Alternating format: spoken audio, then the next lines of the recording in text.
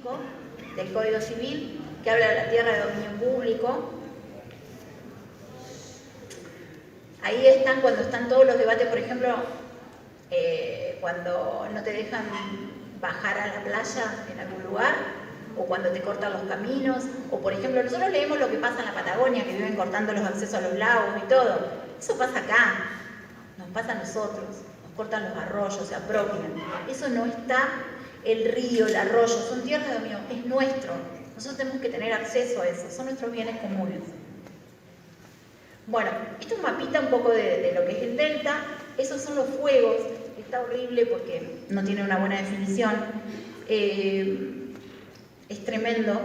Cada día hay un nuevo fuego. Esto, lo que está pasando hoy, vamos a tener por ahí 100 años para remediarlo. Está lleno de topadoras que están rellenando, que están haciendo endicados. Están rompiendo lo que es el equilibrio hídrico de un sistema que es todo lo que es el delta del Paraná, ¿no? Que tiene todo un complejo equilibrio que romperlo nos va a traer graves consecuencias, y más en una época de sequía tremenda como la que hay.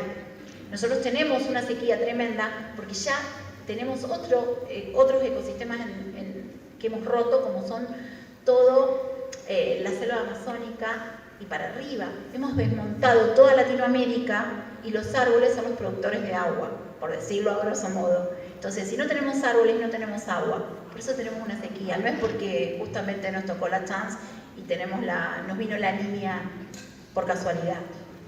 Discúlpame. Sí. Acá. Sí.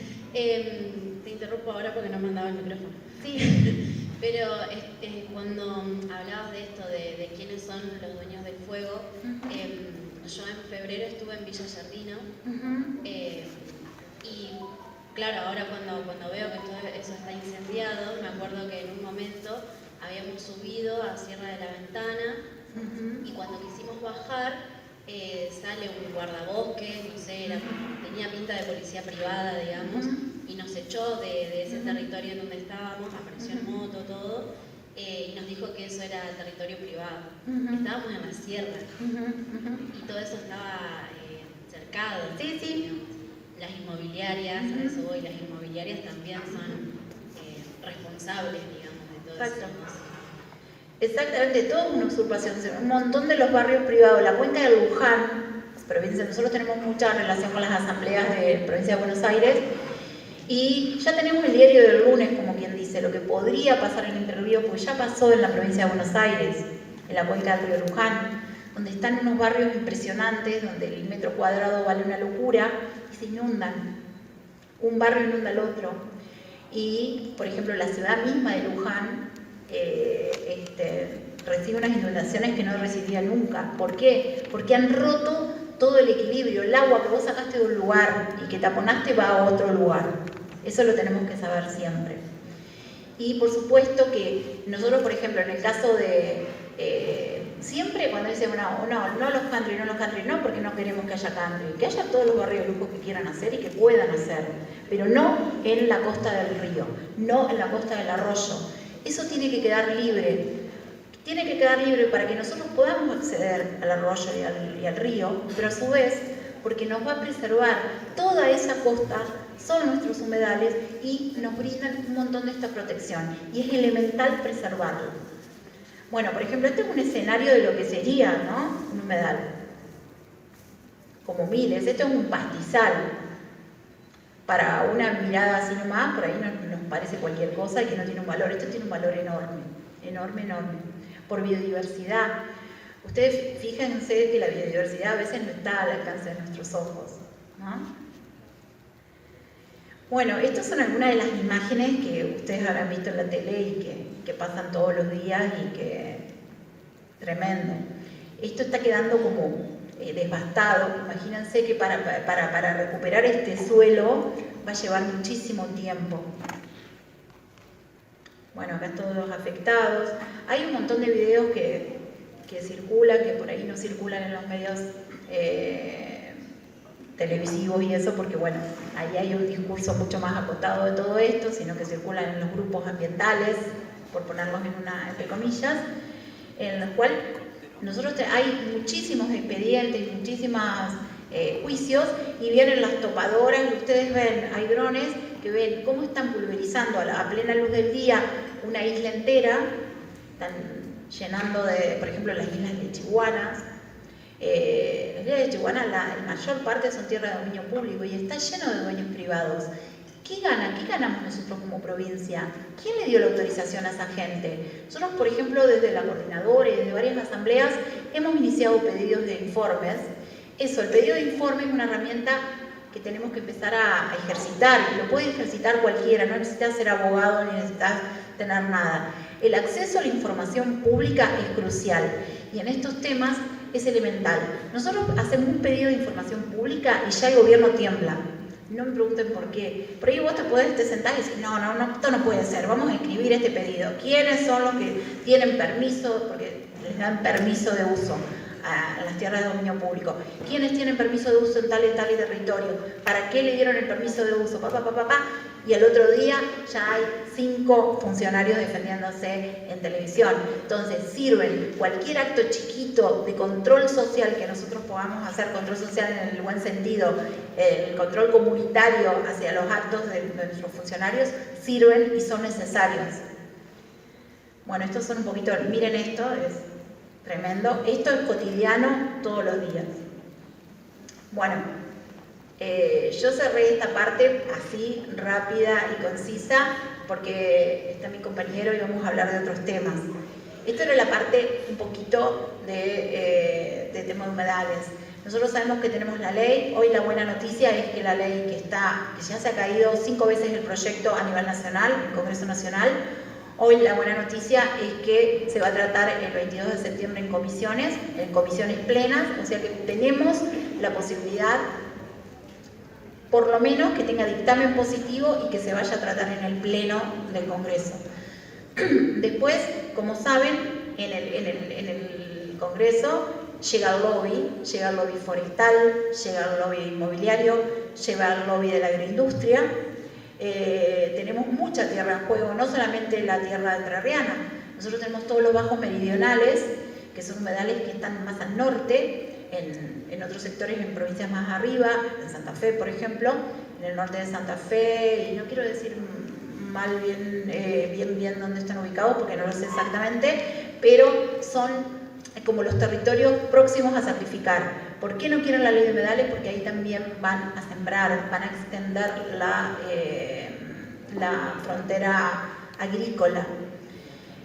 Toda esa extensión de la frontera, todo está sobre, a ver, ¿por qué están tan interesados en las islas? ¿Por qué están tan interesados en el delta? Porque Entre Ríos, hace 20, 25 años atrás, tenía una actividad agrícola ganadera. Entonces los campos, la mayoría de los campos eran mixtos. Entonces la gente tenía ganadería y tenía agricultura. Bien. Cuando fue el boom sojero, por decirlo de alguna manera, que comenzó en el 96, pero reventó más que nada en 2003-2004, dijeron, todos los campos, en vez de ser mixtos, pasaron a ser estrictamente agrícolas y de agroindustria. O sea, todos los chiquitos empezaron a alquilar y los pools de siembra bajaron en Entre Ríos y hubo 2 o 3 que sembraban y el resto se iban a las periferias de las ciudades a cobrar unos arrendamientos de pobreza. Pero bueno, así es nuestro sistema agrícola ganadero en la provincia y cómo se fue componiendo. ¿Qué pasó con las vacas? Con la ganadería que era tan pujante en Entre Ríos, se fue para las zonas bajas, para campos bajos, que por momentos inundan y por momentos no, que tienen sus periodos de inundación, y hacia los humedales, hacia delta y predelta. Entonces se empezó a llevar en barcazas vacas a las islas. Eso no pasaba antes.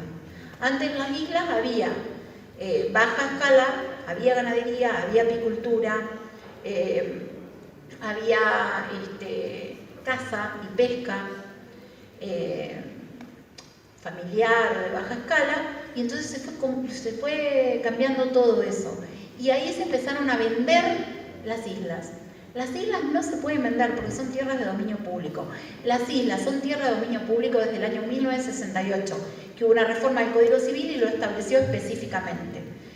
¿Qué pasa con nuestras islas del lado del Uruguay? Lo mismo. mismo. Yo ahora estoy viviendo en la zona de Colón y tenemos un montón de cuestiones con las islas. Muchas de las islas, estas de estas del otro, algunas son uruguayas, ¿no? Y algunas son argentinas. Yo voy a hablar del lado argentino. Del lado argentino, muy pocas deberían tener título. Hubo títulos, sí, esta era de Urquiza, era de la familia, está bien, hay que seguir el título, pero la mayoría son operaciones inmobiliarias que se hicieron después del 68. Y esas operaciones inmobiliarias son ilegales. Porque, por el artículo 235 del Código Civil, las islas son tierras de dominio público.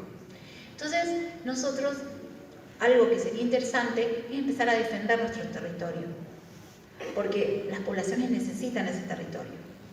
Y otra cosa tremenda que pasa es que cuando pasan estos fuegos o pasan estas usurpaciones, se van contra el poblador nativo. Entonces vos tenés un montón de pescadores y de cazadores criminalizados. No son los cazadores y los pescadores los que tienen la culpa de los fuegos, no son los que hacen los fuegos y no son los responsables de toda esta crisis en nuestros territorios. Ellos hacen sus actividades y deberían poder hacerlo. Y cada vez son economías más los pescadores, básicamente artesanales y todo, están empobrecidos. Porque bueno, ellos son desplazados de los territorios. Como pasa que te desplazan, que no podés acceder a un montón de lugares porque están haciendo un barrio, también a ellos se les acotó el territorio y no los dejan cazar a ningún lado.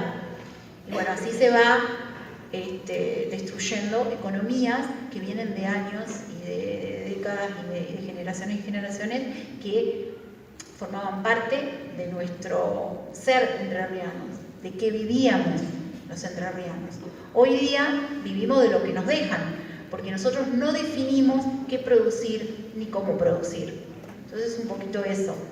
Bueno, un poco cerrando este tema, porque después vamos a hablar de otro tema y después vamos a hablar del tema de la IP y eso. Así que, bueno. Hola, buenas tardes, soy Leandro, estudiante de primera de Historia, y quería preguntar acerca de, hubo unas donaciones acerca de 1 o 2 norteamericanos multimillonarios que han hecho aportes a varias reservas naturales de acá de Argentina, y hace muy poco tiempo uno ha donado más de 2.000 hectáreas acá en la provincia de Entre Ríos. Quería saber si eso suena tan bueno como sale en todos lados, o si realmente hay algo detrás. Bueno, es una buena pregunta porque no sé a cuál caso en particular te estás refiriendo, pero hay uno que nos atañe a nosotros y que es sobre el río Uruguay, que está ocurriendo, que creo que Butler, ¿cómo es el apellido? Bueno, es un filántropo que tiene 3 islas sobre el río Uruguay. Esto es un caso actual y que no sabemos cómo vino, cómo se hizo el de esas 3 islas. Sería muy interesante. Por eso yo siempre les digo información pública. No tenemos información pública. Al no contar con información pública, no tenemos ningún tipo de poder, porque ignoramos cómo viene la situación. En este caso de estas islas, nosotros no sabemos cómo este señor se hizo de esas islas. Ahora él decide donarlas a la provincia de Entre Ríos. Bien, y están poniendo una catarata de plata que ni se imaginan, invirtiendo el filántropo en esas islas, que no sabemos qué características van a tener y si van a hacer acceso público, por ejemplo, y también la misma provincia de Entre Ríos está invirtiendo en capacitación para guardaparques y en un montón de infraestructura interna. Entonces, esos casos son uno de los que nosotros cursamos información pública y de la cual no tenemos respuesta. Entonces, si vos no tenés respuesta es porque algo está pasando. Entonces, tampoco me gusta decir, no, lo que hizo Tomskin en Corrientes está mal, no lo sé. Nos falta información, no es que yo no lo sé, nadie sabe exactamente qué pasa, porque justamente el arma que tienen ellos es la falta de información. Entonces cuando vos medio que te querés enterar, ya está todo cocinado, ya está hecho, ya está avanzado y bueno, pasan estas cosas. Es muy importante, nosotros lo que tenemos que ser conscientes es que estamos en un territorio muy valioso, porque tenemos unos acuíferos impresionantes de agua dulce y porque tenemos ecosistemas todavía muy sanos. Entonces vamos a ser un territorio deseable por miles de cosas. Vienen por nuestros bienes comunes, por decir, sí, es así y eso no es ningún fantasma. Nosotros tenemos que estar a la altura. Por eso es tan importante esta charla para poder transmitir. Yo pensaba cómo transmitirle a los jóvenes, a los que por ahí van a ser docentes, y que eso es, digamos, como yo creo que la educación ambiental es hoy día la mayor herramienta y que no se está implementando como corresponde y como deberíamos. Hola, ¿qué tal? Buenas tardes, me llamo Ale. La ciudad de Concordia cuenta con una orden municipal con respecto al cuidado de los humedales. La misma no se está respetando porque todos hemos visto lo que pasó en Eva Perón, que el humedal que se encontraba, que básicamente estaba pegado a lo que era el terreno del regimiento, ahora está tapado y lo convirtieron en basural. Es un basural, van los carritos, tiran la basura ahí, empezaron una obra, nunca más la terminaron, yo le he sacado fotos, las subí a Facebook, porque para mí me reenoja, era hermoso ese humedal. Yo en la escuela secundaria sí tuve clases, mi profesor sí nos contó, nos explicó qué era el humedal y la importancia, más que nada porque filtra el agua para las napas. Exactamente. Es muy importante, y acá en Concordia no se respeta. Se están tapando todos y lo más loco es que están estafando a la gente, porque los humedales no son, los humedales que se tapan no son terrenos para construcción. No son, exacto. No lo son, pero están estafando a la gente, pero a las inmobiliarias no les importa. Eso que dijiste, Ale, lo de la recarga de acuíferos, me había olvidado, es elemental. Toda esa agua que retiene el humedal va recargando. Nuestros acuíferos son nuestras reservas de agua dulce. Y hay acuíferos confinados y hay otros no confinados. Nosotros por un lado tenemos que preservar de no contaminarlos, porque es el agua que tenemos para nuestro futuro, pero a su vez de recargarlos. Entonces si nosotros secamos las recargas, estamos comprometiendo también la continuidad del acuífero. Por eso es muy importante lo que él dijo. Sí, yo sé que Concordia tiene una ordenanza de humedales. A ver, eso es lo importante. Nosotros tenemos que... Una cosa importante es el inventario de humedales. Ustedes lo van a escuchar ahora cuando empiece a hablar de los humedales. Saber cuáles son los humedales. Y ahí está el gran dilema, porque ellos te van a... Yo puse una definición, porque ahora no estamos peleando por la definición a nivel nacional. Porque ellos te van a decir que es un humedal... Vos vas a querer una definición y otros van a querer otra, porque la disputa de ese concepto te va a definir la extensión del humedal, ¿no? Entonces, si nosotros seguimos el concepto, hoy día el gobierno quiere poner una definición mucho más acotada y quedaría mucho territorio por fuera que es humedal. Con respecto a los temas locales, es importante luchar por inventariarlos, por definirlos, por mapearlos. ¿Qué pasa cuando vos construís arriba del humedal? Aparte de que, bueno, Nordelta era un humedal y construyeron arriba y no les pasa nada, nos inundan. Pero nosotros cuando construimos, a ver, si vos vivís lindero de un río, tenés que convivir con ese río, con un curso de agua, cualquiera, un arroyo, hay que convivir con ellos, hay que saber convivir y cuidar el arroyo o cuidar el río. Entonces vos tenés que alejar del río y del arroyo, por ejemplo, el tema de los basurales. Y no sé por qué todos los basurales están en zonas bajas, es increíble. Porque a veces uno piensa las zonas bajas como terreno de descarte. Entonces en esos terrenos de descarte sacrificables ponen el basural. No, error. Todo ese basural, aparte de que está ocupando un terreno valioso, todo el lixiviado, todo lo que pierde esa basura va a los cursos de agua y contamina. Lo mismo pasa con los temas cloacales. Entonces, son temas difíciles, está buenísimo. Hay una cosa muy importante que me olvidé decirle, que es una herramienta elemental de gestión ambiental y que nosotros tenemos que pensar por ahí en micro. En micro quiere decir, pensémonos como ciudad. cuando empecemos a batallar los temas ambientales, por ahí nosotros pensamos, la Patagonia, Lewis cortó bueno, está bien, allá en la Patagonia Lewis no deja pasar en el lago, pero nosotros tenemos un humedal acá en Concordia que lo están llenando de basura. Entonces, centrémonos en los territorios, y una herramienta que tenemos que exigir en todos los municipios es el ordenamiento territorial. Es el clave. Si nosotros tenemos un buen ordenamiento territorial, ya después en el ordenamiento territorial voy a decir, esta es zona de industria, esta es zona residencial, esta es zona de amortiguamiento. Las zonas de humedal tienen que ser zonas de amortiguamiento natural. Haces una reserva, haces un parque, lo que sea, algo que con poca escala, que tal vez lo puede disfrutar la ciudad, pero libre de construcción, por ejemplo. Entonces, ordenamiento territorial, tiro como para trabajar como importante. No, una pregunta concreta respecto de las costaneras que por ahí se construyen. Si, desde mi ignorancia, ¿no? Digamos, si por ahí esa manera de convivir con nuestros bienes comunes dentro del ambiente, siendo parte del mismo, es algo viable, ¿no? Hacer una costanera en un lugar donde no había una costanera, por ejemplo, desde algo muy concreto.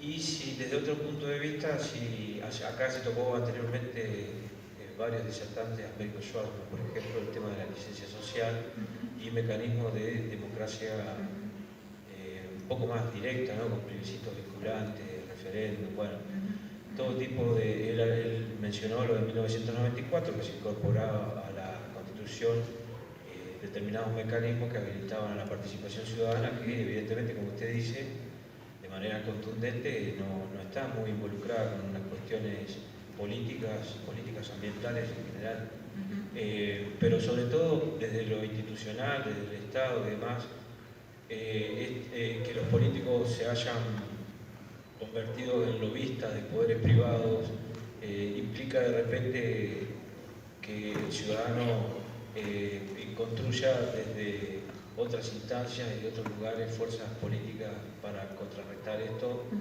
y tal vez desde este lugar lo estamos haciendo de manera muy modesta, pero lo intentamos. Yo quisiera saber si usted conoce alguna experiencia, más allá de la experiencia del Paraná Medio hacia 1994, que haya frenado, por ejemplo, un ecocidio, un hidrocidio, de manera contundente contra estos poderes, ¿no? Contra los lobbies internacionales, contra la hegemonía política y contra lo que cotidianamente batallamos todos los que tenemos un compromiso ambiental. Gracias. Bueno, te voy a contestar primero lo de las costaneras. Sí, lo ideal no sería tener todo construido. Pasa que nosotros tenemos costaneras que tienen 40, 50 años, ¿no? Hace 40 o 50 años, por ahí nosotros no nos estábamos preguntando y estábamos hablando de estos temas. Hoy día creo que, por ejemplo, las defensas costeras, nosotros somos, digamos, enemigos de las defensas costeras. Creemos que no son una solución. Concepción del Uruguay se hizo una defensa costera. En Colón se está frenando la defensa costera. Porque vos tenés que convivir con el agua. Vos todo el agua que las defensas costeras muchas veces son inclusive una trampa, porque el agua pasa a la defensa y chau, fuiste, ahí ya no tenés más toda la gente que está por atrás está en un peligro tremendo. Entonces, a ver,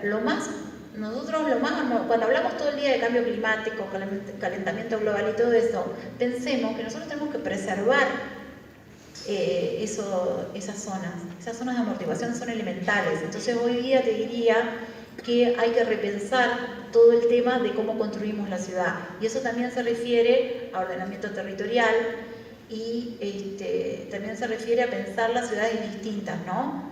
A pensarlas más verdes. El tema de, por ejemplo, arbolado público, que por ahí nos parece un tema menor y estético, es un tema crucial, el tema del calentamiento global.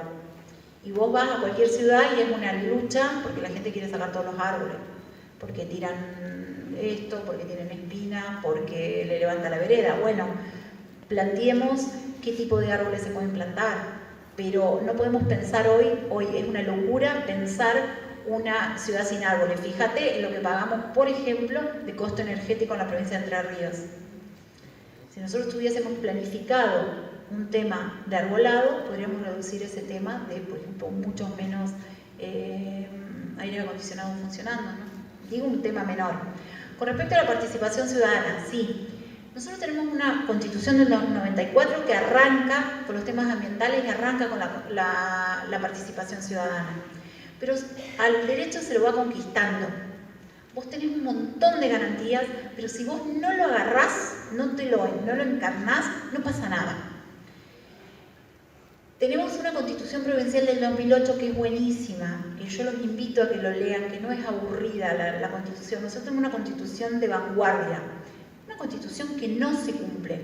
Ahora, en la próxima, tengo una presentación chiquitita, voy a hablar de lo que es la iniciativa popular y el artículo 49 de nuestra constitución provincial, que es una manera de democracia, digamos, de democracia popular, por decirlo, y de intervención ciudadana en la democracia. Entonces, tenemos que ir buscando y metiéndonos por donde nos dejen con el tema de la participación. En forma formal, como vos decís, como se plantea, o en forma informal.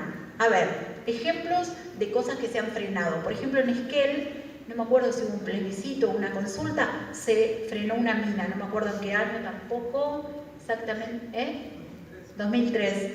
Eso fue como el puntapié de muchísimas luchas.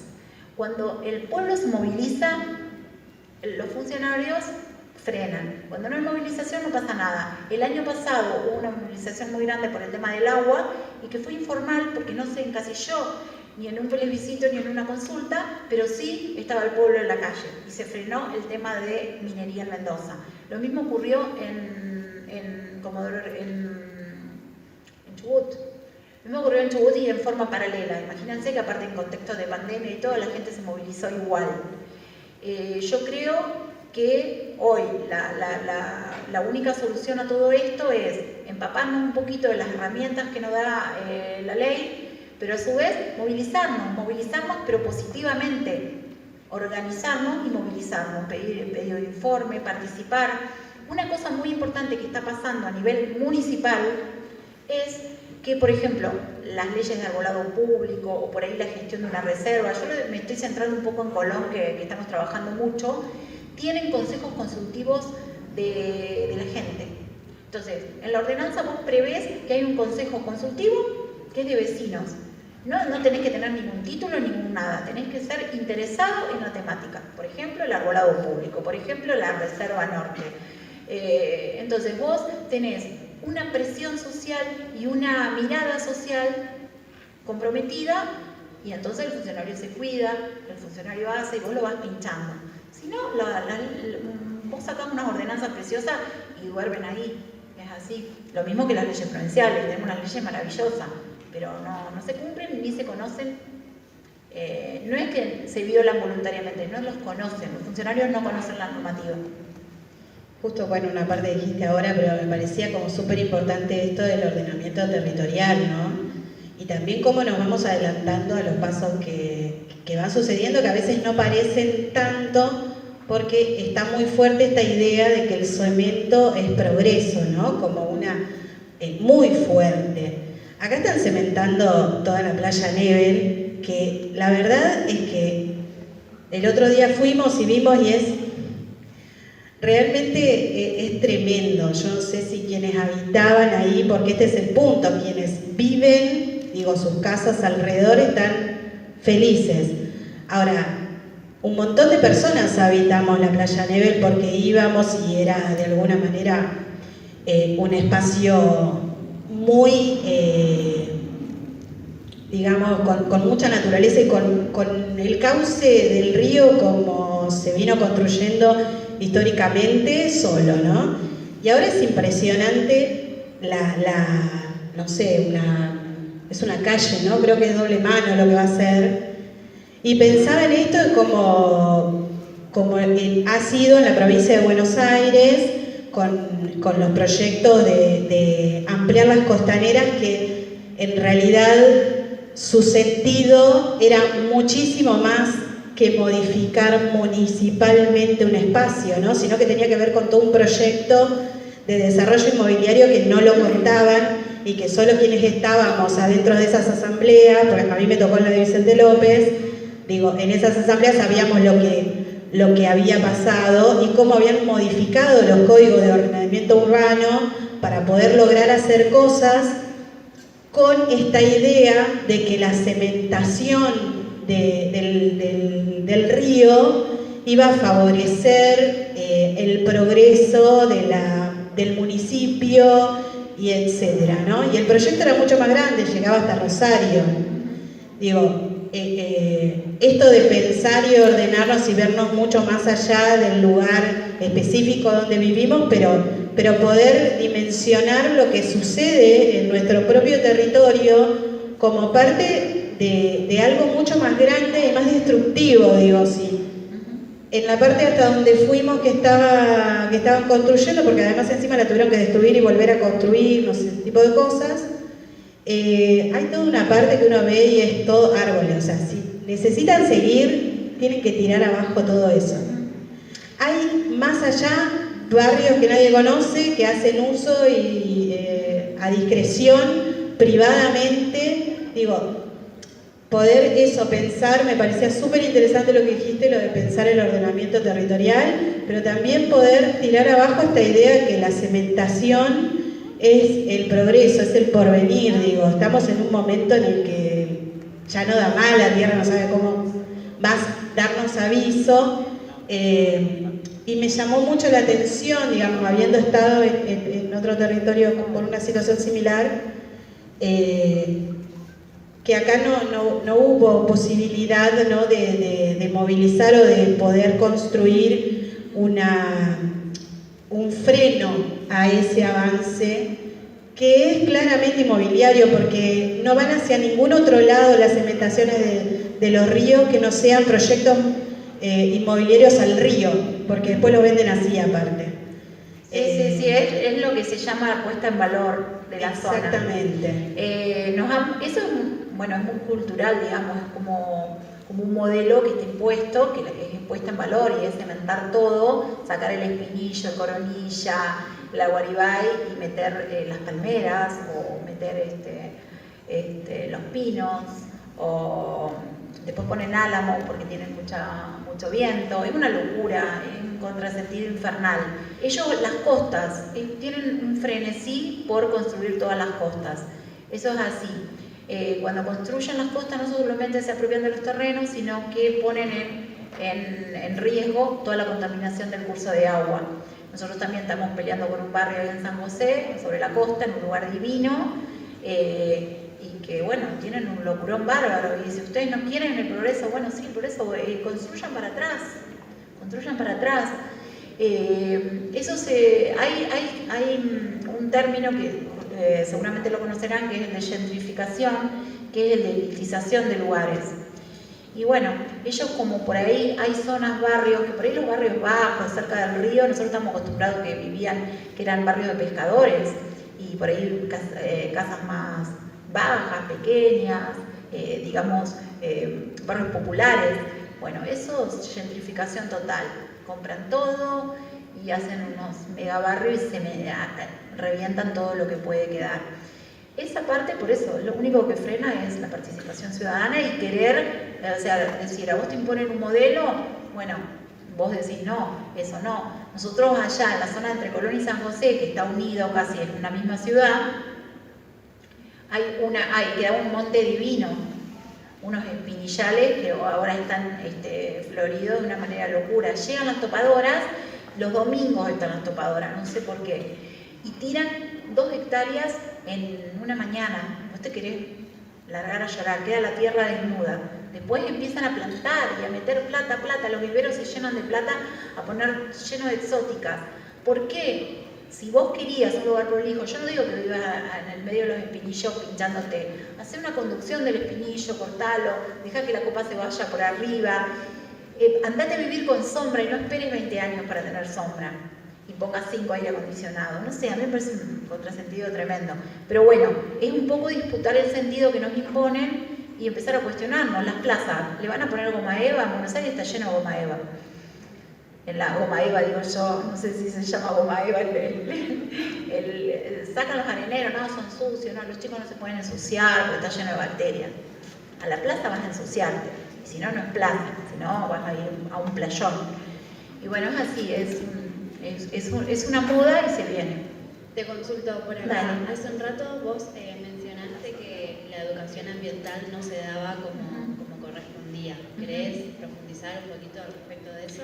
Nosotros tenemos una ley de educación ambiental provincial y tenemos una ley de educación ambiental nacional. Nosotros como provincia tuvimos una ley previa, digamos como que fuimos vanguardia con el tema de la ley de educación ambiental.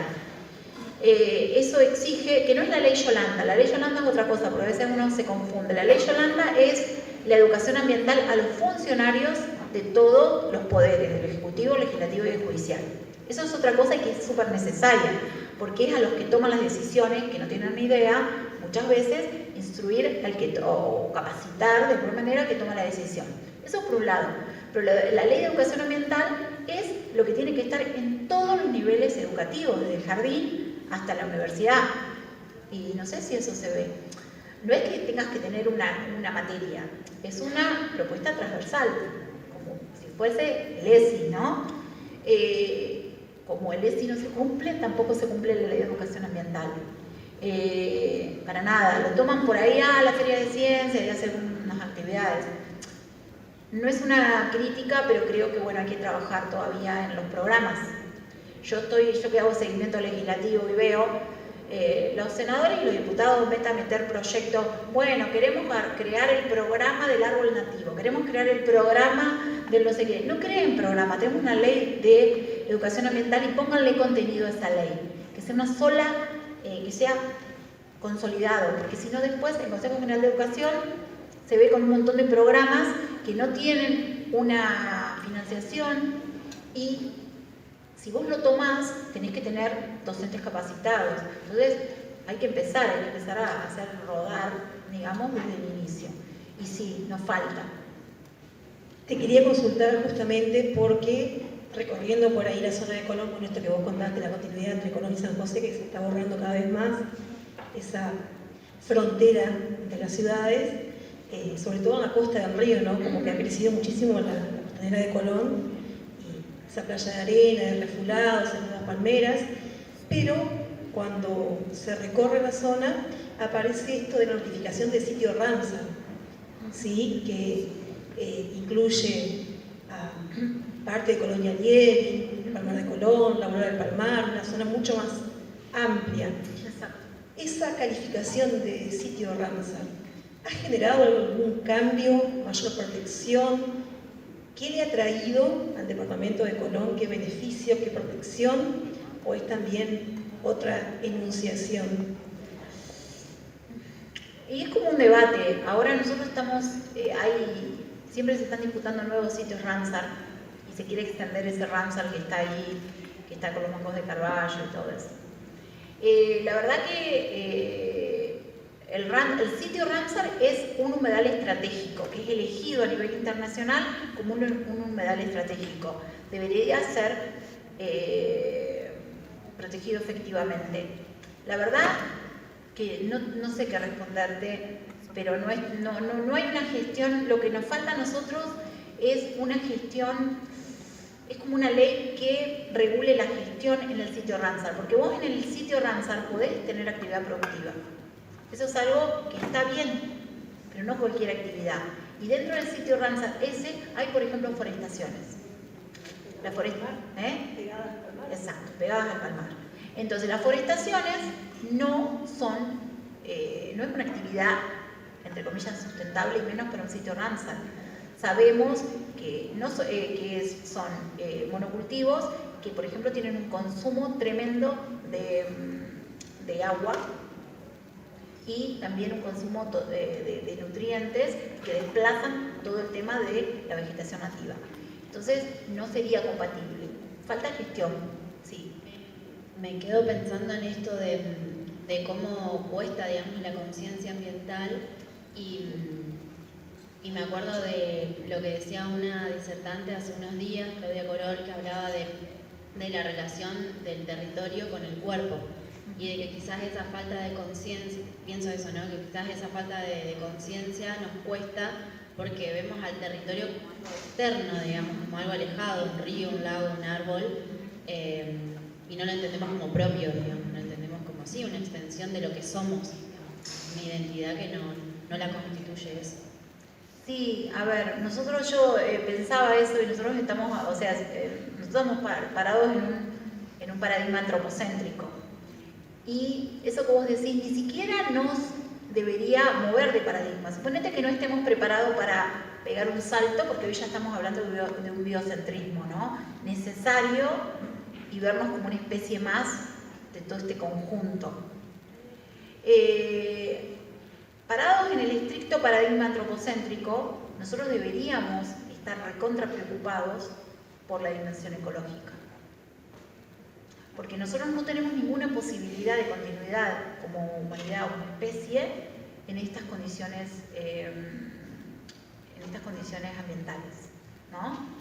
Y no digo que eso va a pasar dentro de 40, 50 años, no.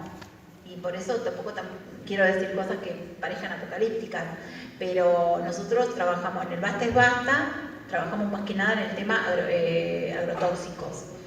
Y también una de las cosas principales que hicimos fue la causa de escuelas fumigadas, que fue pedir la protección de todas las escuelas rurales de la provincia con respecto a las pulverizaciones, que fue un caso, hicimos 3 amparos, estuvimos peleados, estuvimos amenazados de muerte, y ni les cuento, 2 años litigando para que después el Supremo Tribunal de la Provincia mágicamente tire abajo todo y le dé la razón a la mesa de enlace Sojera.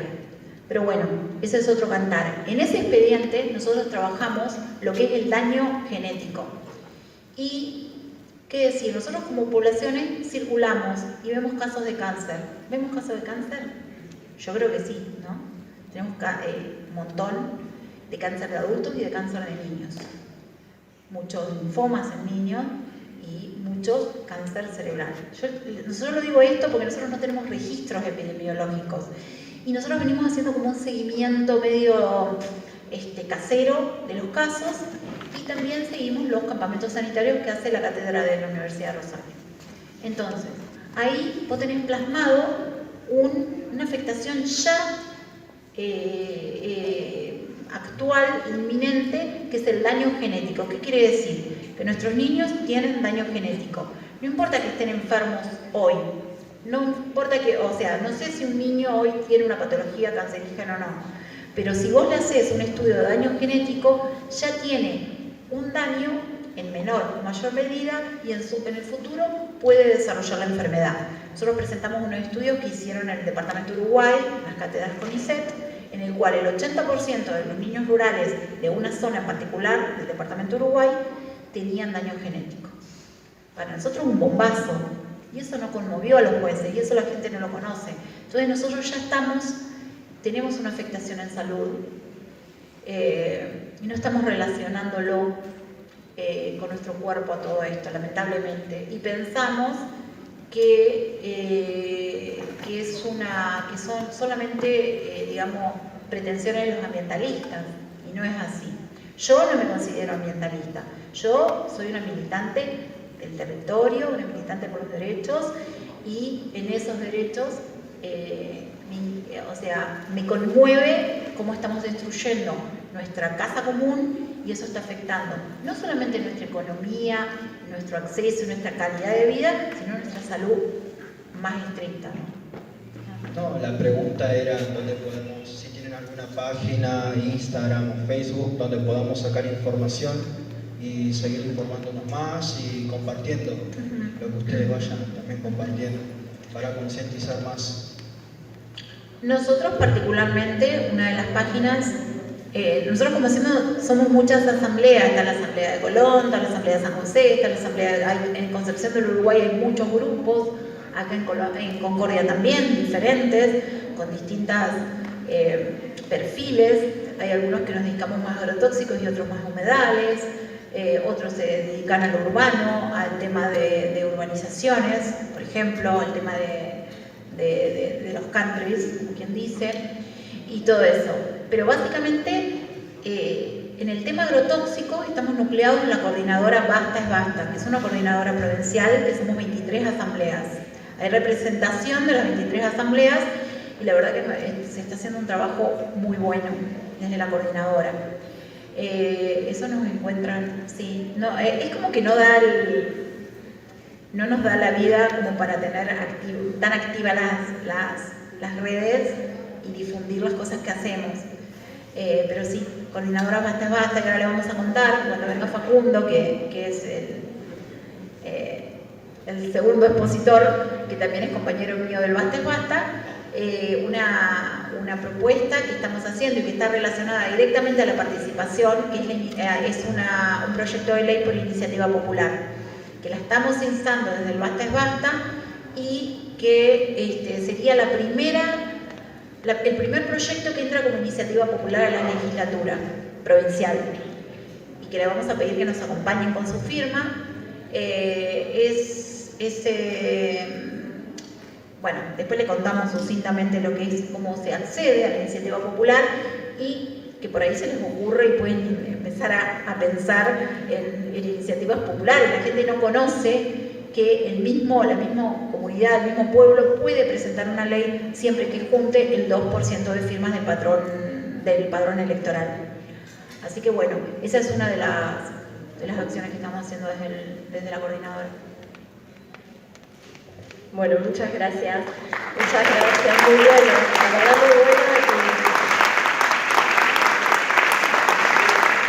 y espero que a todos les haya dado ganas de participar un poco más activamente. Bueno, vamos a hacer 5 minutos o 3 minutos de lo que le había empezado a contar de la iniciativa popular y después Facu les habla de algo lindo, de un camino esperanzador, que es lo del tema de la agroecología.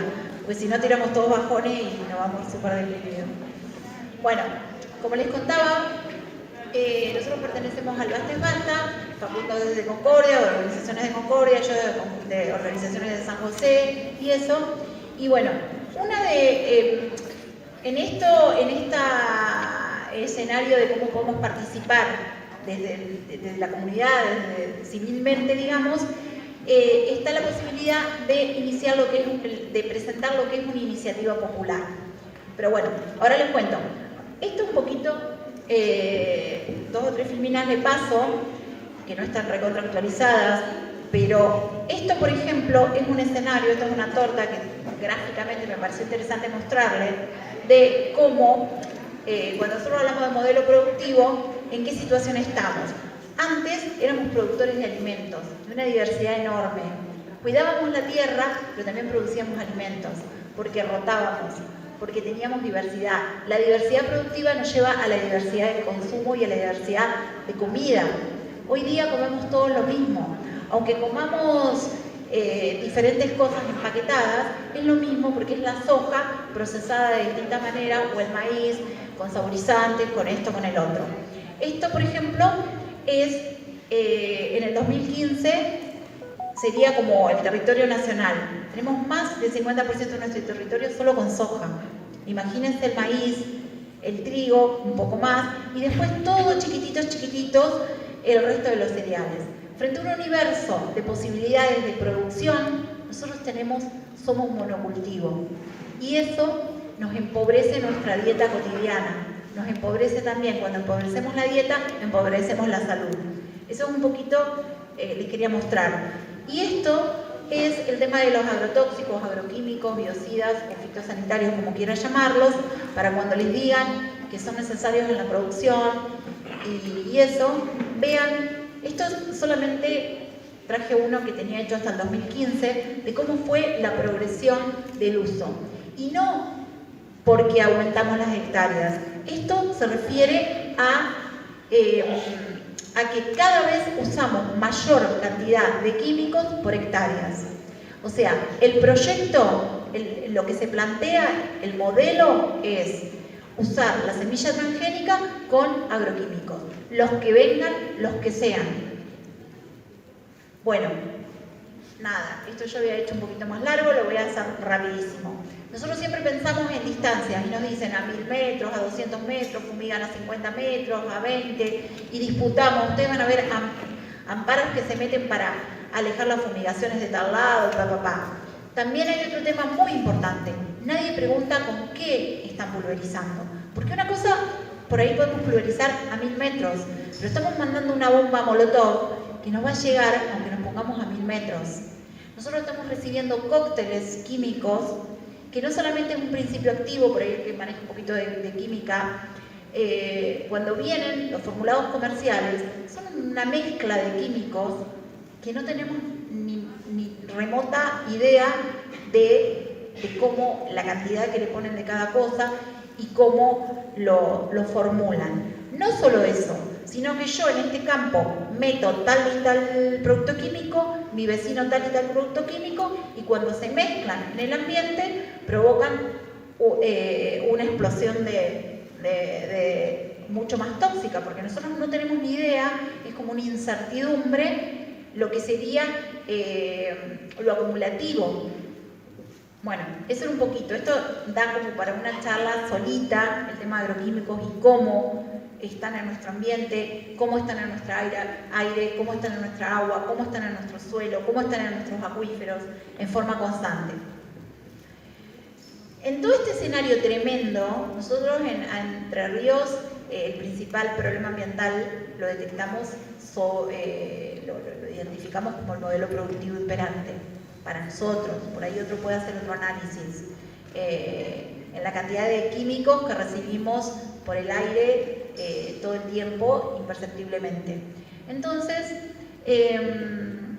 una de las acciones que empezamos desde la coordinadora es, ya que ustedes van, si hacen un seguimiento legislativo, en la legislatura provincial lo único que meten son proyectos para reducir 10 metros, 15 metros, lo que quieren es solamente reducir, cada vez quieren llegar más cerca, porque quieren recuperar el territorio, ellos quieren recuperar el territorio productivo, y nosotros queremos liberar el territorio para poder vivir. Las pulverizaciones y la vida no son compatibles. Vos no podés vivir en el medio del campo con las pulverizaciones al lado, porque sí o sí te van a afectar. Entonces, ¿qué pasa? El campo está desierto, porque la gente no es tonta.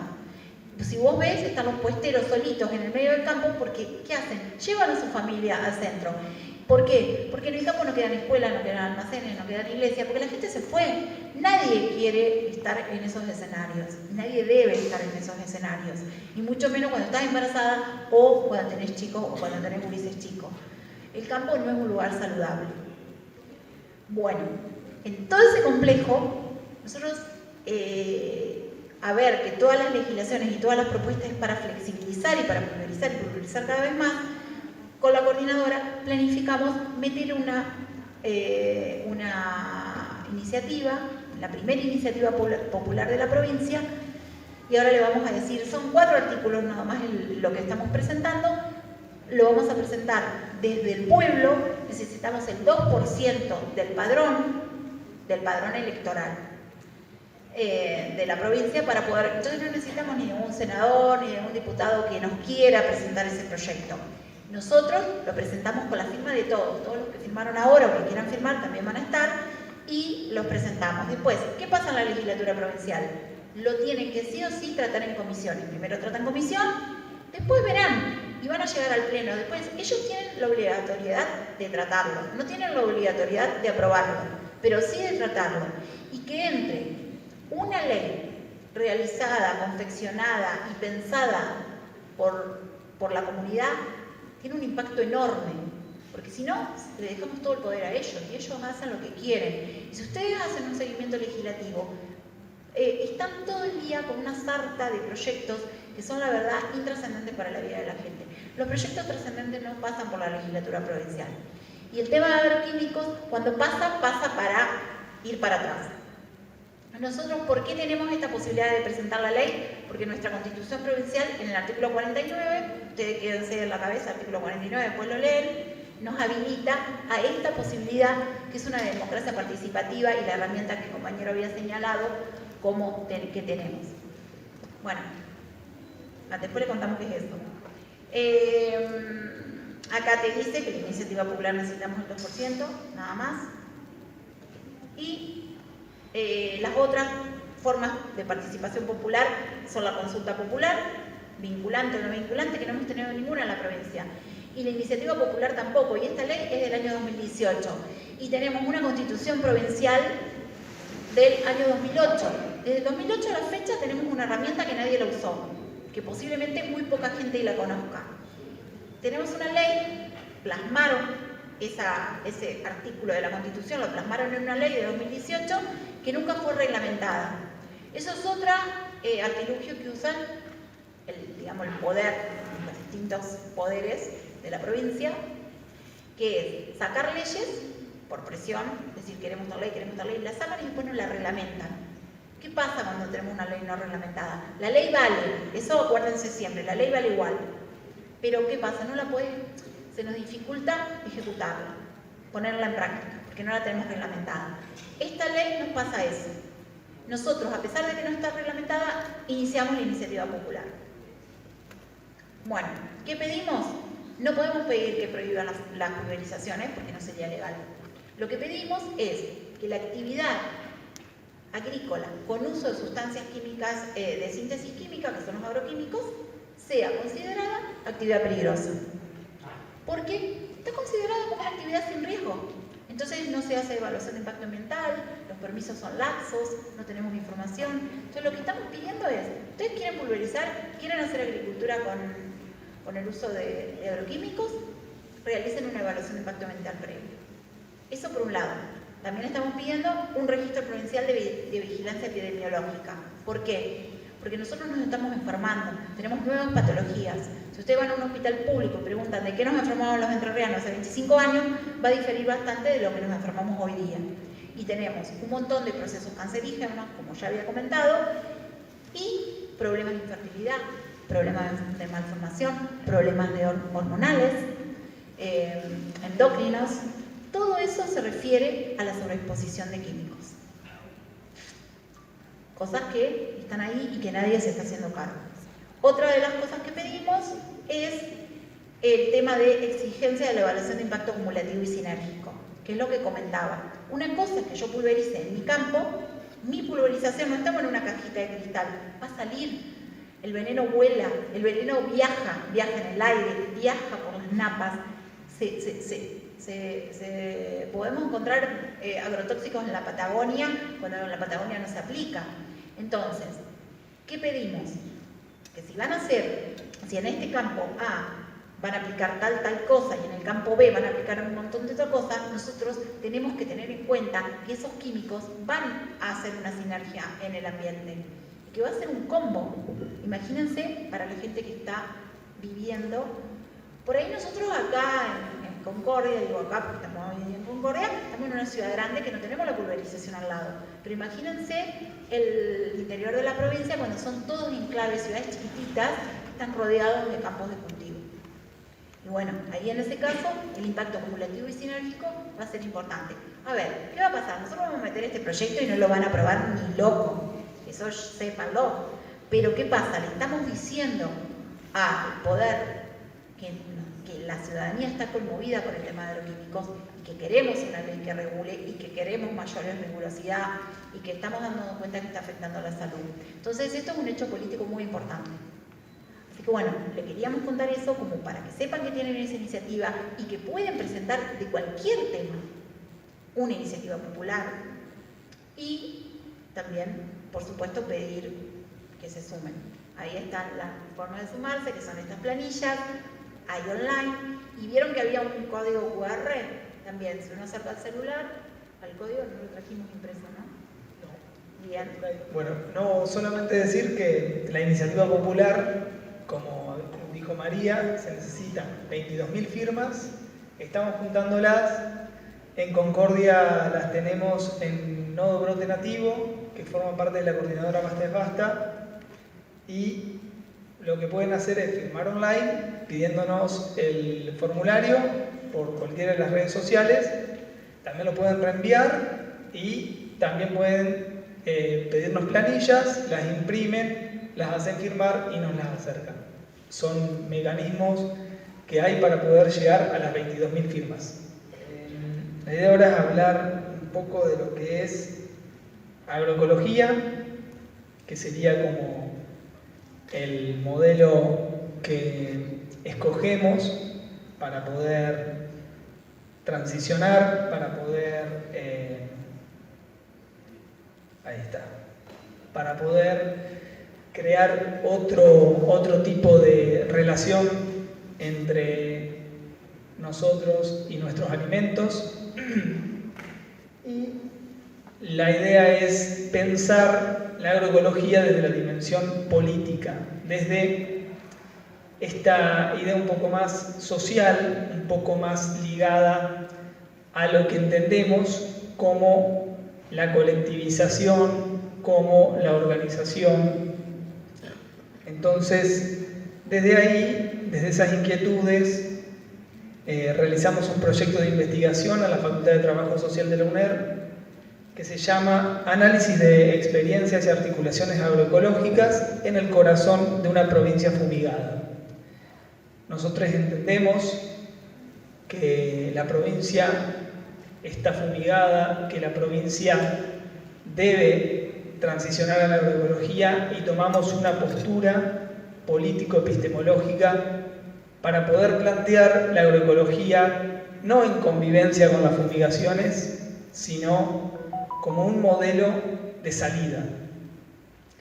En este marco estamos integrando este proyecto casi 10 personas y lo que vamos a trabajar es cómo hemos iniciado este proyecto. Lo voy a tratar de hacer lo más rápido posible. Y lo que trabajamos es algunas preguntas disparadoras para pensar por qué entendemos que la agroecología es política, por qué entendemos que la agroecología encarna una dimensión política. Para esto, lo primero que indagamos y lo primero que comenzamos a trabajar es por qué hay que considerar a la cuestión ecológica como un asunto político. Digamos, ¿es el conflicto ambiental un conflicto de tinte político? ¿Hay politicidad, hay política dentro de la emergencia de grupos ambientales, dentro de las acciones ambientales? Bueno, nosotros creemos que sí, y no solo creemos que sí porque lo estudiamos, sino porque los grupos que iniciaron estos conflictos, los grupos que entraron en la arena pública para demandar protecciones ambientales, también entraron a la academia a decirnos, bueno, está, para decirlo en términos más de lo que trabajamos en ciencia política, está buenísimo que trabajen sobre partidos políticos, sobre sistemas de partidos, sobre lo que es la ciencia política en términos quizás más tradicionales, pero nosotros necesitamos que empiecen a involucrarse en temáticas que nos están afectando. En esos intercambios es que los conflictos ambientales son vistos también y son analizados desde diferentes disciplinas.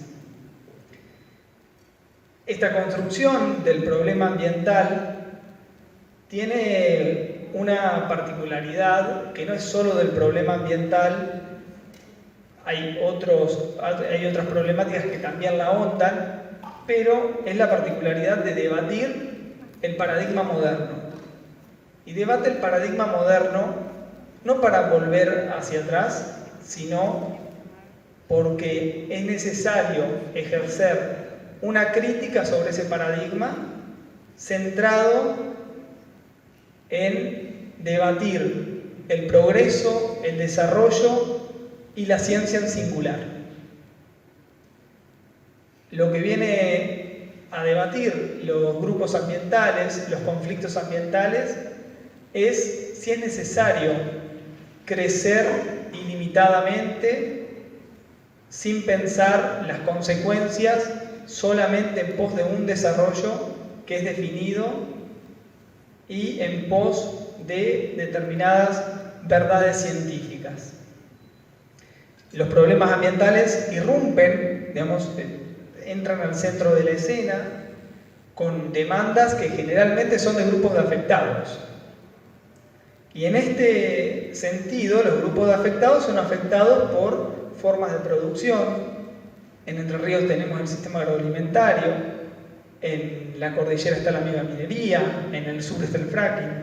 Entonces, a través del logro de estas organizaciones, digamos, del logro de la colectivización y de la visibilización de determinadas demandas, es que los conflictos ambientales empiezan a tener intensidad en esos conflictos y por ende intensidad política.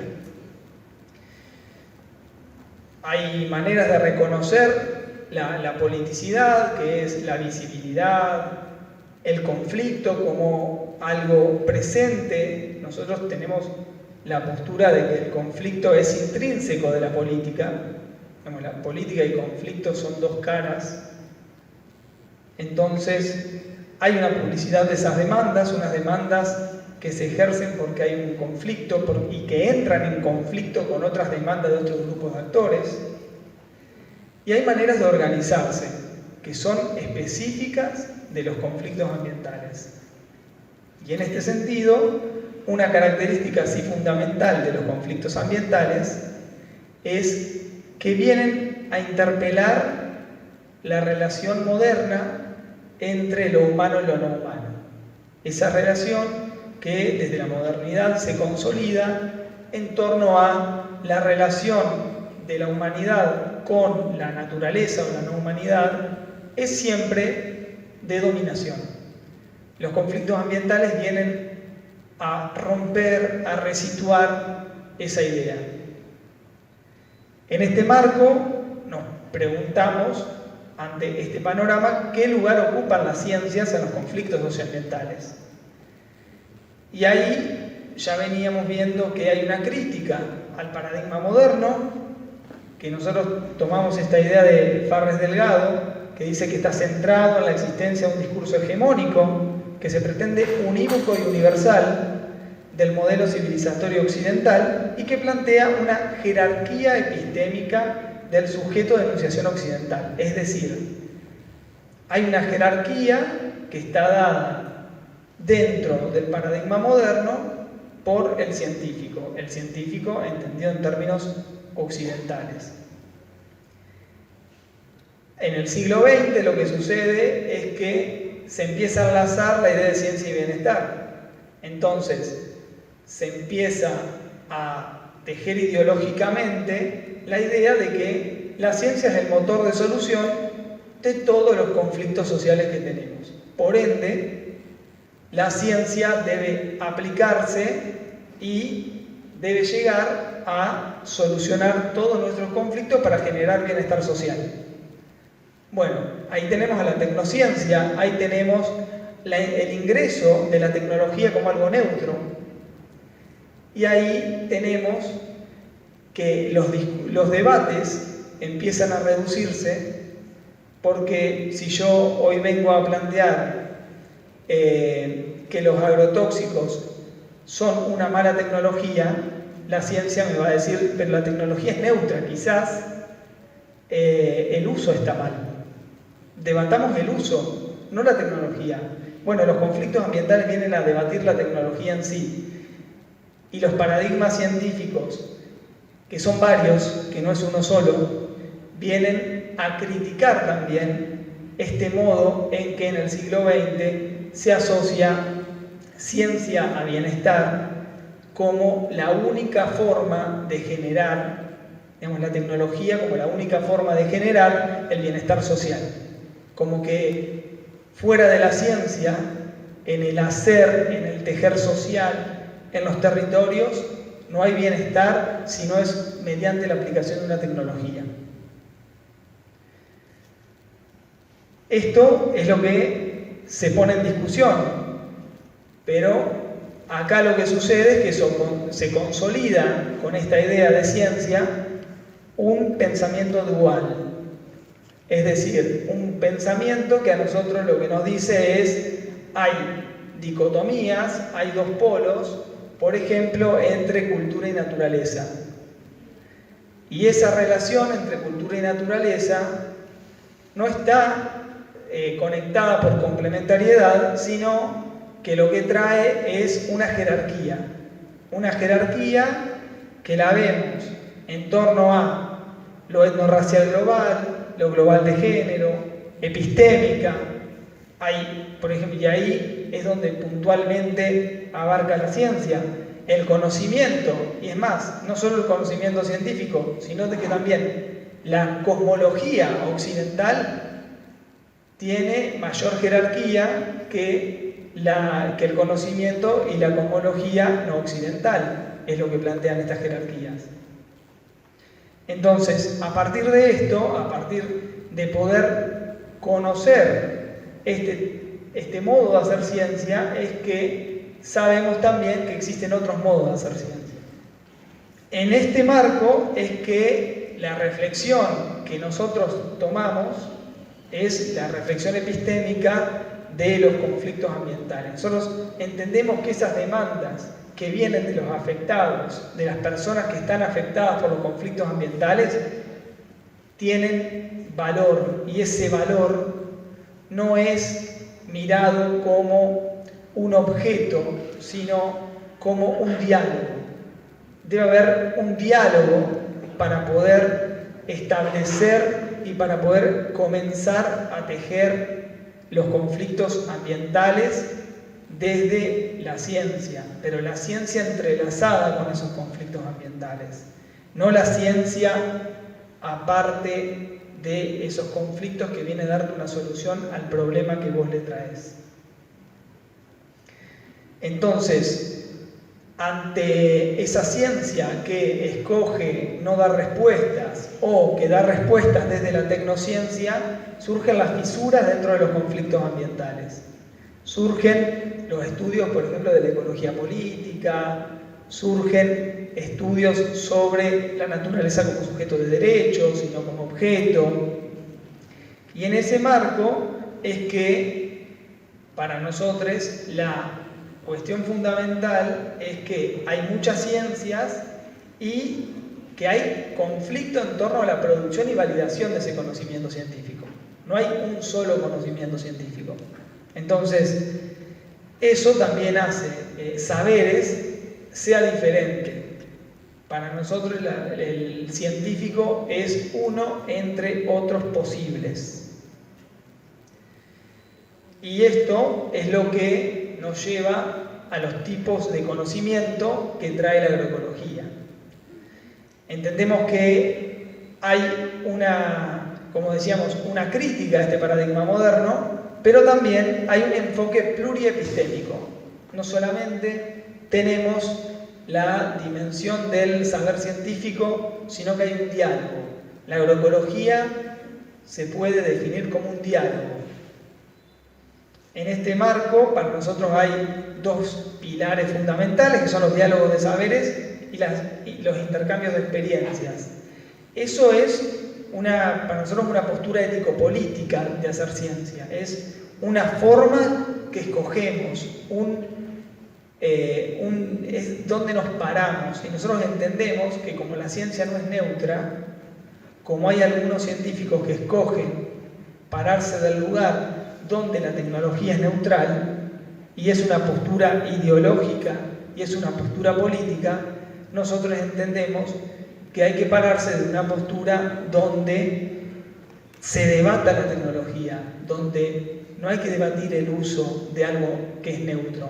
Eso no es neutro. Hay tecnologías que deben ser puestas en debate para ser criticadas, para ser reformadas. En este sentido, para nosotros, el paquete tecnológico debe ser puesto en revisión, digamos. El paquete tecnológico que no es solo agrotóxicos, sino también transgénicos. No nos olvidemos que el transgénico es un evento tecnológico que también produce por sí solo efectos nocivos. En este marco es que nosotros trabajamos en lo que es revalorización de saberes locales, revalorización del conocimiento principalmente campesino, y ahí es donde surge esta puja, porque hay pujas de sentido en torno a qué ciencia escogemos hacer. Puntualmente, en lo que se refiere a las ciencias, también están jerarquizadas. No es lo mismo nosotros como ciencias sociales que las ciencias, por ejemplo, las ciencias agropecuarias.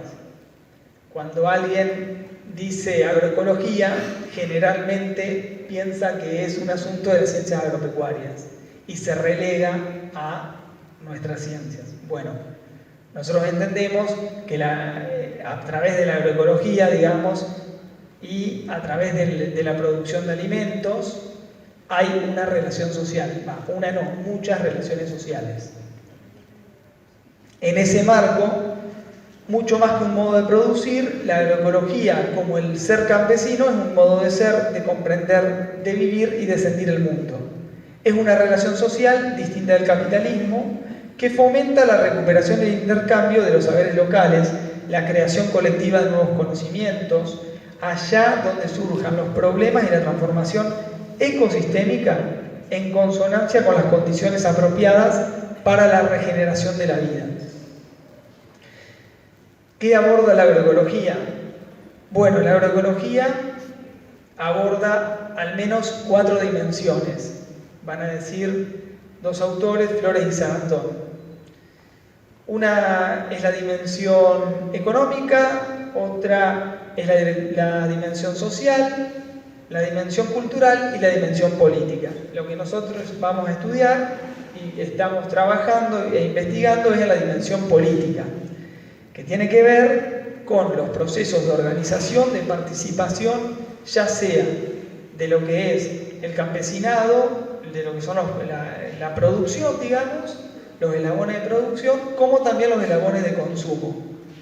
Y entendemos que ahí hay pujas fuertes entre modos de consumir y modos de producir.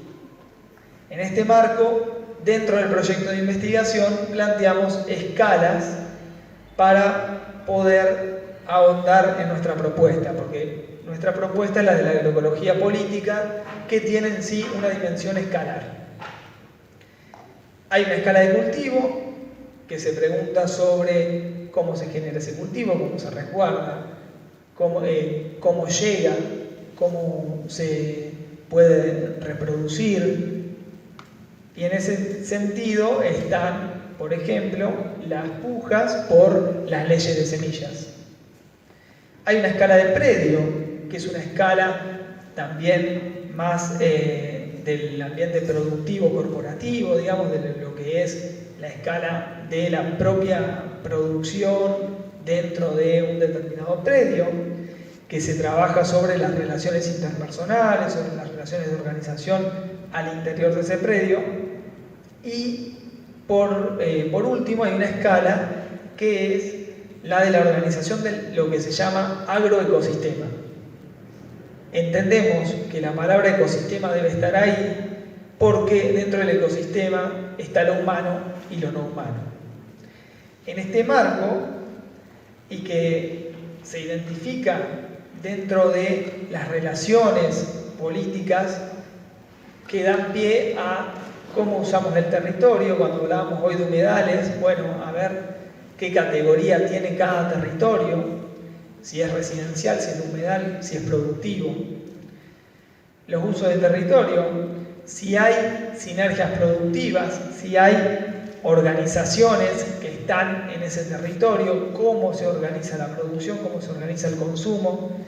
Y en este sentido, lo que hace la agroecología es ponerse a dialogar con quienes producen alimentos y quienes consumen frente a lo que es el mercado global de producción y consumo, que es nada más y nada menos que la producción de determinados bienes que están puestos a demanda mundial por determinadas corporaciones para poder llegar a que países sean exportadores, otros consumidores, y que en ese marco se profundicen las relaciones de dependencia.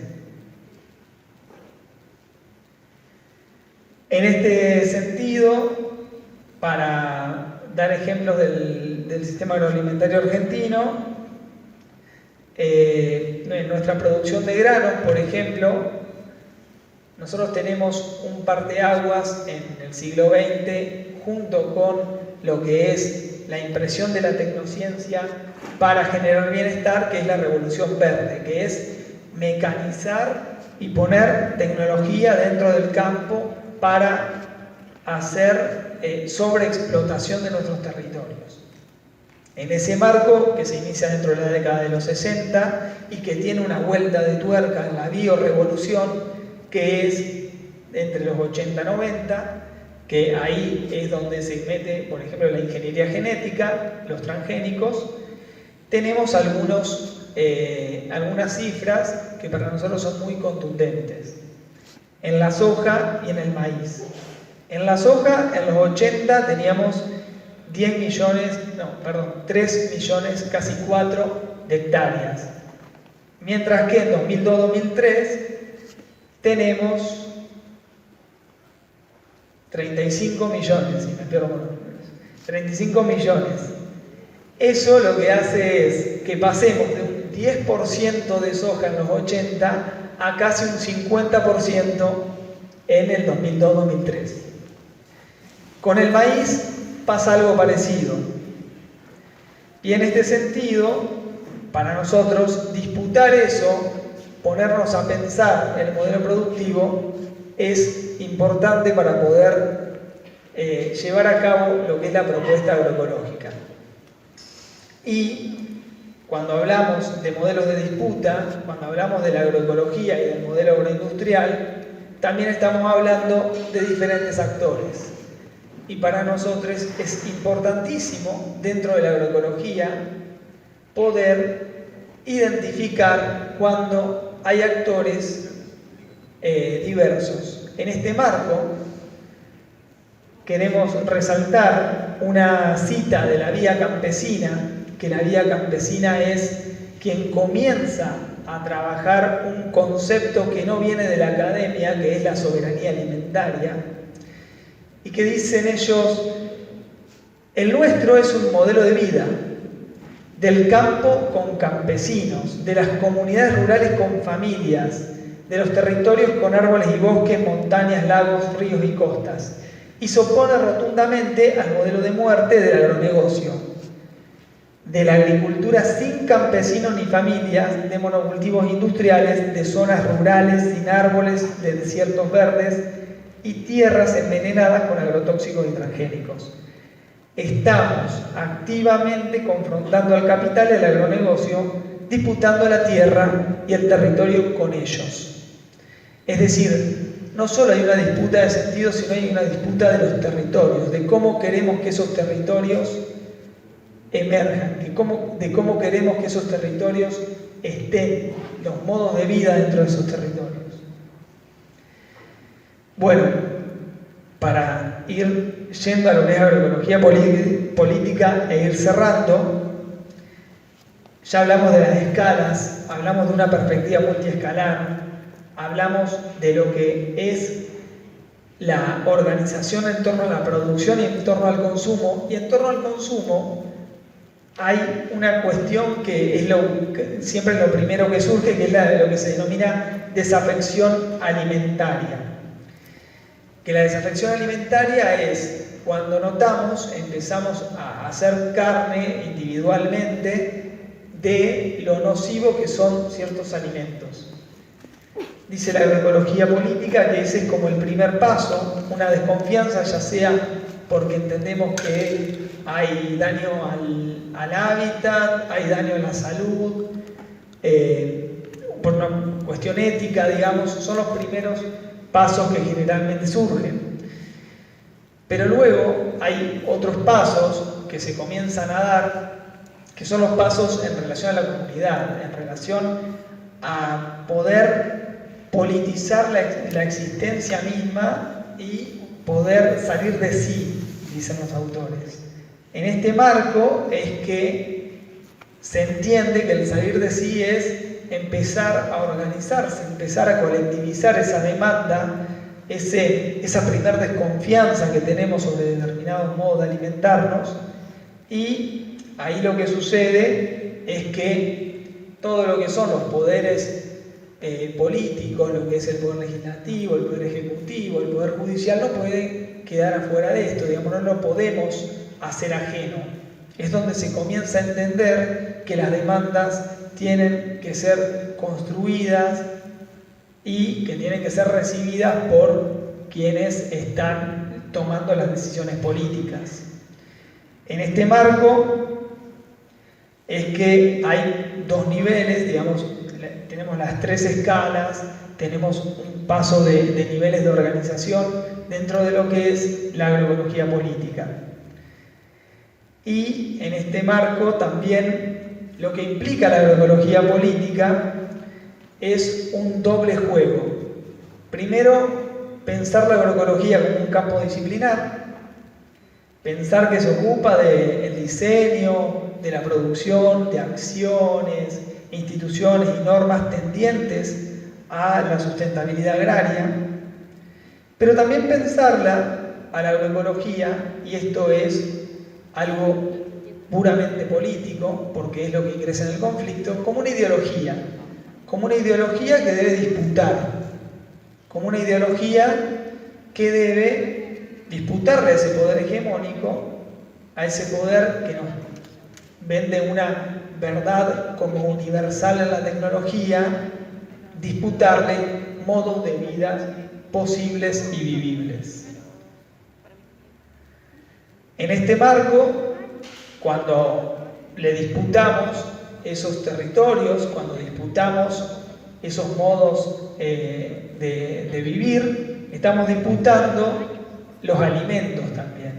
Estamos disputando que no estamos hablando de agroecología cuando solo hablamos de insumos, semillas y cómo hago para que tal planta me crezca de determinada manera, con o sin insumos químicos o agrotóxicos, sino que estamos hablando de una relación sociopolítica en torno al alimento.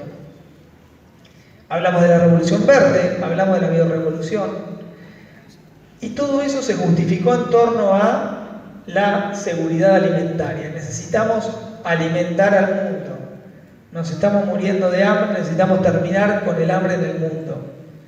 Bueno, frente a eso, que ingresa sin debate porque la tecnología necesaria para la seguridad alimentaria propuesta y argumentada de la ciencia fue el paquete tecnológico transgénicos más agrotóxicos, ingresa sin debate y tras los cuestionamientos de lo que crean los conflictos ambientales, empiezan a moverse determinados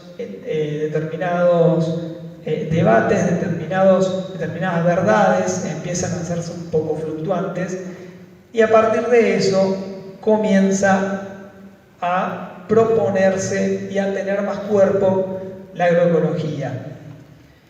¿Hubo consecuencias directas de la implementación de esta tecnología? Sí, totalmente.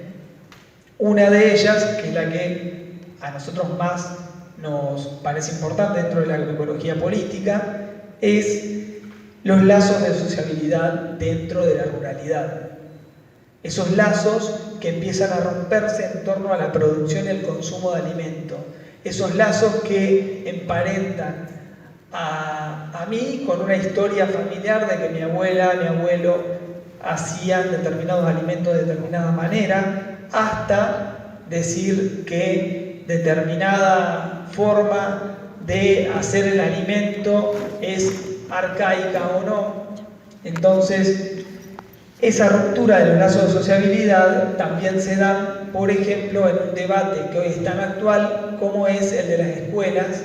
Si la escuela rural debe seguir porque la escuela rural pide un resguardo por fumigaciones, entonces entra en colisión, quieren hacerlo entrar, digamos, en esta colisión entre ¿qué es más necesario? ¿Producir o que la escuela rural esté ahí? Nosotros entendemos que es necesario producir y que la escuela rural esté ahí. Lo que pasa es que entendemos que hay que producir de otra manera. Una manera que ya no solo es posible, es urgente, necesaria, sino que ya se está llevando a cabo. Voy a terminar ya, así dejamos espacio de debate. Pero bueno, lo último que quería decir es que, bueno, frente a esto, en el 96, la Vía Campesina, que es la organización más grande de campesinos a nivel mundial, comienza a organizarse y comienza con una postura política muy fuerte en torno a la crítica a la seguridad alimentaria, con la propuesta de soberanía alimentaria en relación a que la seguridad alimentaria no se va a lograr si no hay soberanía alimentaria. Y dicen que la soberanía alimentaria es el derecho de cada nación para mantener y desarrollar su propia capacidad para producir los alimentos básicos de los pueblos, respetando la diversidad productiva y cultural. En este marco es preguntar qué alimentos, cómo, para quién y para qué producimos y consumimos. Bueno, esto lo vean, bueno, un apartado que teníamos también era el de los conflictos ambientales como ámbito de expansión democrática. La idea acá, siguiendo con lo de la Vía Campesina, es que la Vía Campesina en este reclamo va a pedir a nivel mundial tener no solamente injerencia, es decir, quienes producen alimentos tengan injerencia en las decisiones a nivel local y regional, sino también a nivel mundial, porque la seguridad alimentaria era propuesta a nivel mundial. Entonces, lo que se pide desde este conflicto en sí es la participación, que no es más ni menos que la ampliación de determinados ámbitos democráticos. Por último, y para cerrar, un pequeño pantallazo de lo que es nuestro método para poder trabajar, porque vinimos hablando de intercambio de saberes, de experiencias, de diálogo, de no invasión, de no violencia hacia los otros saberes, y nosotros trabajamos con una técnica que es la técnica en colabor. Quienes son parte de las experiencias productivas con las que nosotros trabajamos también definen nuestros objetivos de investigación. Los ponemos en discusión para poder pensar en conjunto qué objetivos de investigación vamos a llevar a cabo. Y vamos a escribir y vamos a tener determinados resultados y cómo vamos a construir ese instrumento. En ese sentido, el instrumento que construimos, nosotros lo primero que hicimos fue, bueno, queremos ingresar dentro de lo que es las experiencias agroecológicas, y para eso contactamos a dos experiencias, una es Minio Cantabosi y otra es La Dorita en Basavilbaso. Con esas dos experiencias nos reunimos y hacemos reuniones en Paraná, en Tabosi, en Concepción del Uruguay, en Basavilbaso, y a partir de eso vamos definiendo, por ejemplo, un instrumento para recabar determinados datos. Con ellas fuimos construyendo lo que es un relevamiento, un instrumento para relevar, que es una encuesta a productores, porque ellas nos decían que necesitaban conectarse más con productores y que necesitábamos saber qué era lo que se estaba produciendo en Entre Ríos de manera agroecológica, o si también había personas que quieran pasarse a la agroecología. A partir de eso fuimos intercambiando y viendo qué preguntas, cómo, para qué, con quiénes trabajarlo, acotarlo a quiénes, y salió un relevamiento que es este que está acá, que es una encuesta sobre producción y sobre la vida en ruralidad. En este marco, para poder crear este cuestionario, lo que hicimos fue ir y venir en torno a muchísimas preguntas. Imagínense, nosotros que no somos habitantes de la ruralidad, no podemos ir a preguntar, a hacer unas preguntas y decirle háganlas. No es el método, sino que el método fue empezar a trabajar en preguntas, hacer un banco de preguntas y además, cuando empecemos a cerrar ese banco, poder ir poniendo determinadas nominaciones, determinados conceptos dentro de esas preguntas, de tal manera que no quede algo que cuando lo vayas a leer no te sientas identificado como productora, productor, campesina, campesino. En ese marco, como el objetivo de esta encuesta es producciones y redes de comercialización y de consumo, el apoyo y la posibilidad de la voz campesina para poder crearlo fue fundamental. Es más, hay algunas preguntas que habíamos creado nosotros dentro del grupo de investigación, del grupo de investigación reducido a lo académico, que fueron desechadas porque no tenían sentido. Y en ese marco es que comenzamos a construir lo que fue el cuestionario. Antes de eso, lo que sí queríamos traer era un video de una de las productoras, que es una compañera, Amelia Usil, que ella hace una vinculación en esto que estábamos hablando de los conflictos ambientales dentro de los ámbitos de expansión democrática y que lo queremos dejar como reflexión para después abrir a preguntas. Hay una cosa que es como recontravisible.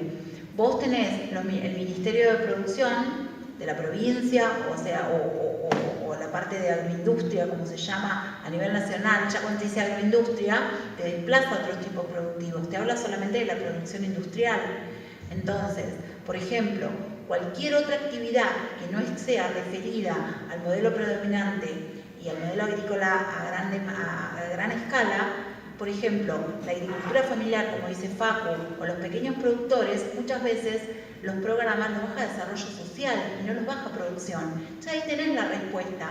Es como vos sos un marginal dentro del universo productivo, los pequeños productores son marginales.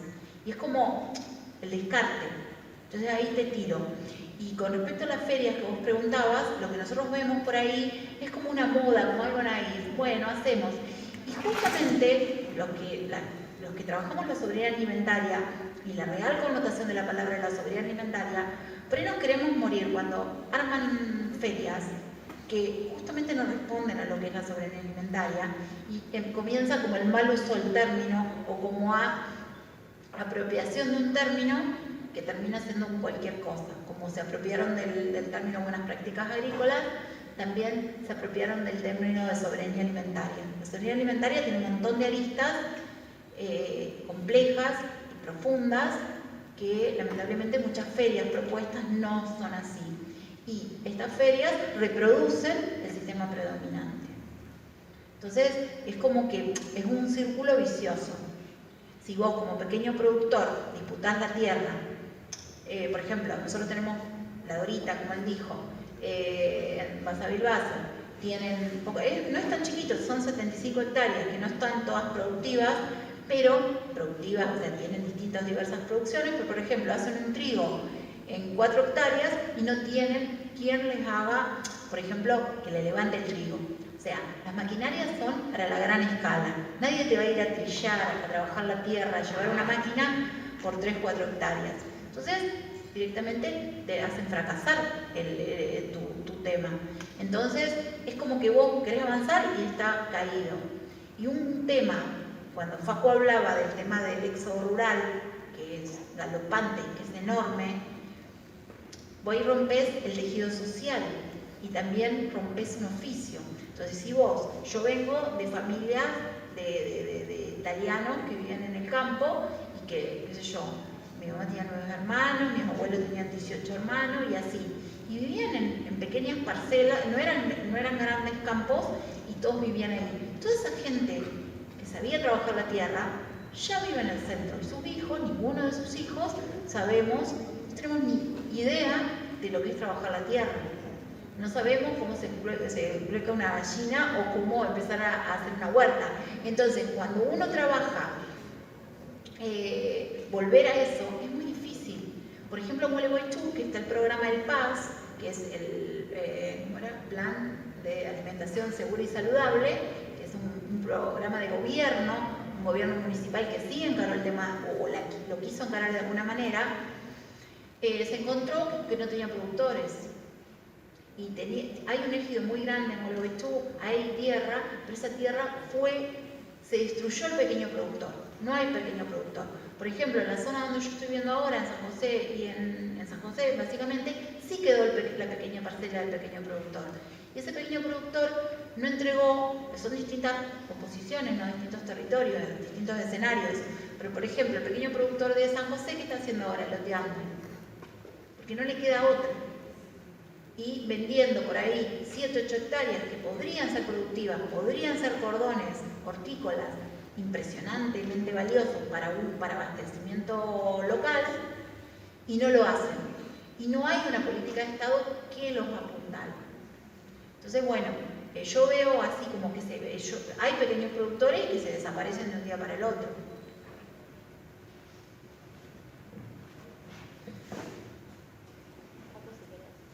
No, lo único que iba a decir es que lo que sí se rescata desde la agroecología política es el no esperar que el Estado nos despliegue las políticas públicas, sino que la agroecología política lo que hace es estudiar y analizar cómo el campesinado y cómo quienes consumimos nos organizamos y cómo se puede dialogar con eso para seguir construyendo, por ejemplo, dentro de las universidades, ¿no?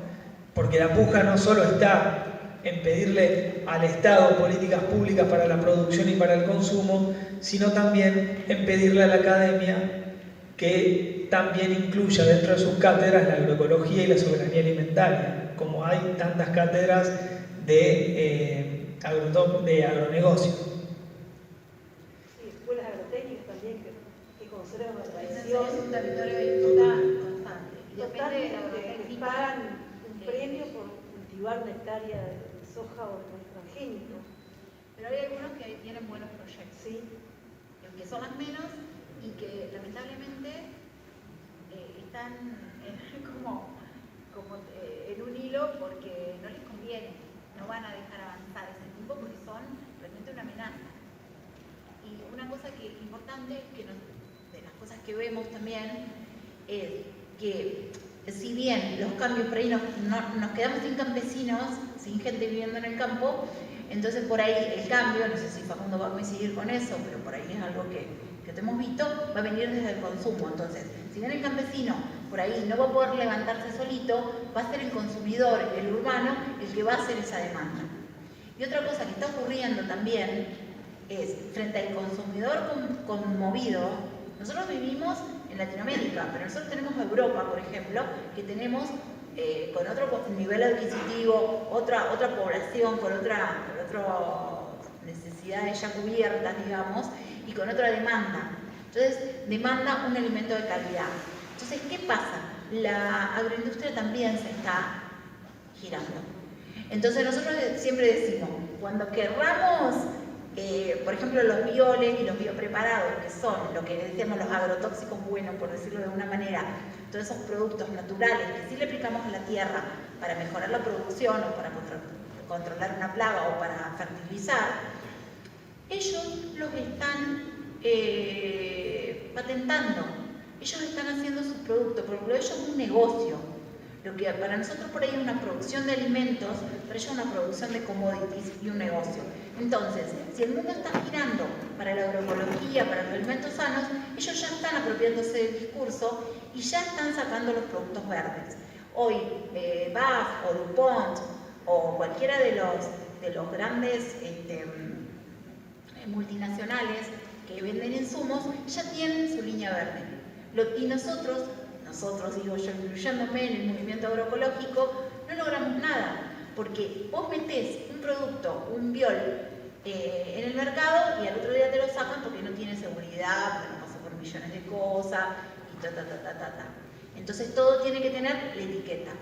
Y un mundo, un universo enorme y tremendo es lo de la ley de semillas que mencionaba Facu, que realmente sería como el estallar, meter la bomba para estallar todo. Porque si perdemos la propiedad de la semilla ya sería tremendo. Pero bueno, son cosas que suceden y que no nos enteramos que están sucediendo, digamos.